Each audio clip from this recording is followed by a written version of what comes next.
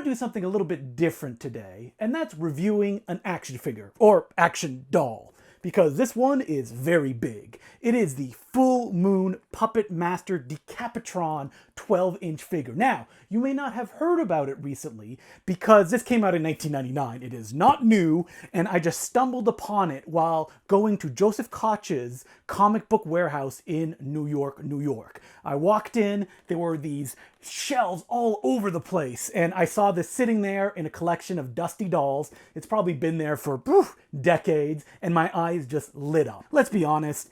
It is what it is. It's got the little electrodes on its head. It's got the head of the Puppet Master himself in the movie, which appears very briefly and lamely at the end. I know that the spirit of Toulon will always be with me.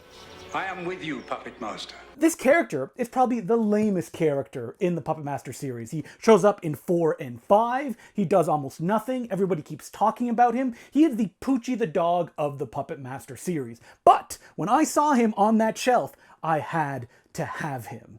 I'm not a big action figure collector guy. I would like to be, but the reality is that my spaces are usually fairly small, and when I put action figures up, they get knocked down. I always have to angrily move them out of the way, but I still want them, especially the stuff that is as weird as this. And this is really why I picked up this action figure. And while I was picking it up, giving the very nice clerk my money, leaving, putting it in my bag, going on a plane with this Decapitron figure in it the entire time, I was asking myself, why this? Why is this the thing that interested me? That I hesitated a little bit, but it's the one that I went to right away when I saw it. Now, it is scarce. You can find it on eBay for like $75, but it is also the lamest character of Puppet Master. Why would I want something like this? Like, I'm probably never even going to take him out of the box because he is just too big and I would just knock him out all over the place. So why did I have to own this? And I think it comes down to what you like and what you grow to like, or how your interests evolve. For me, the Puppet Master series was always something that I would see walking into the video store. I would beeline right at West Coast Video for the horror section, movies I could never rent when I was sub 10 years old, and I would just look at all the covers, and they would just fire my imagination. There's a puppet with 6 shooters on the cover.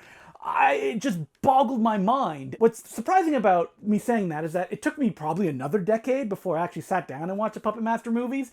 And while I like them, they have tons of faults. I mean, the first one was made during the Empire era of Full Moon, so it has a little bit more of a big budget.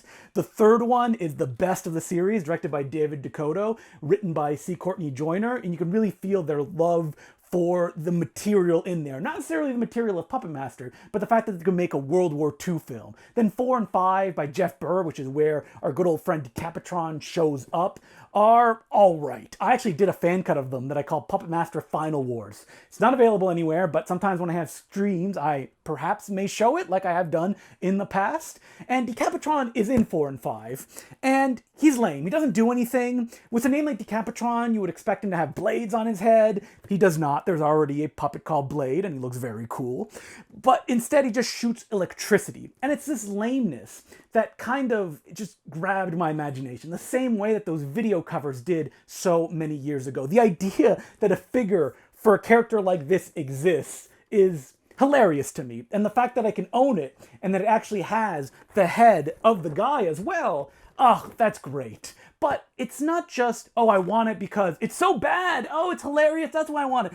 There's also something special about this. The fact that this figure is very hard to get, the fact that it was made at all, and the promise of a film like Puppet Master, or even the Full Moon universe. I am in love with what Charles Band did in the 90s. His incredibly commercial, throwing all the money at the wall until he could basically not pay anyone, which is a rumor that's going around that is something that he did. He wanted action figures, he wanted comic books, he wanted a Full Moon video club, and the promise of that is so enticing to me that when I see something like Decapitron, I have to get it. I remember going to fan conventions many years ago when I was probably 18 and seeing the Full Moon table, seeing all of these figurines that now you have to go on eBay and pay like $200 for, thinking of it as an entire world that existed.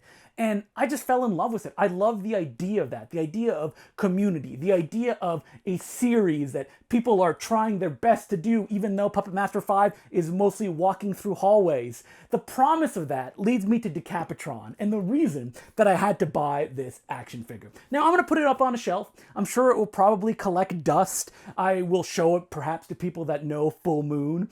But knowing that I have it, I mean, the history there and my memories, it just all interlocks together.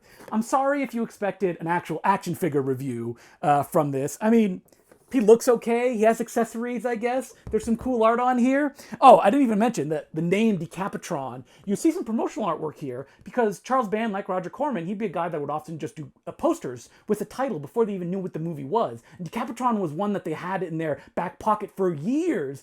And it would be like a guy that takes off his head and kills people with different weapons. And instead they landed on the lamest possible choice. And I love that. I mean, I wish it was cool. I wish it was better than it was, but it's not. So do I appreciate it for what it is, the promise of it, the memories that I have locked into it? Well, yeah, because that makes me happy. And that's why I own a Decapitron action figure. Also, if anybody working at Full Moon is out there, I would love to direct a Puppet Master film. It will be the best one yet that I could possibly make when it comes to Puppet Master. If you enjoyed this video, check out the Important Cinema Club podcast, a weekly podcast that I do with Will Sloan, where we go through all sorts of cinematic topics, including Full Moon, which we did a whole episode on. I would also recommend checking out the amazing books that were written on Charles Band's Empire Pictures and Charles Band's Full Moon Empire, as well as the kind of edges sanded off biography written by Charles Band, which is still a blast and has a bunch of stories that I had never heard before. And if you're out there and you have rare Puppet Master merchandise that you do not want, feel free to contact me if you want to send it to me for free, because I'm always on the lookout for Puppet Master toys. They made 100 of them and they seem to have completely disappeared into landfills. And I just love it.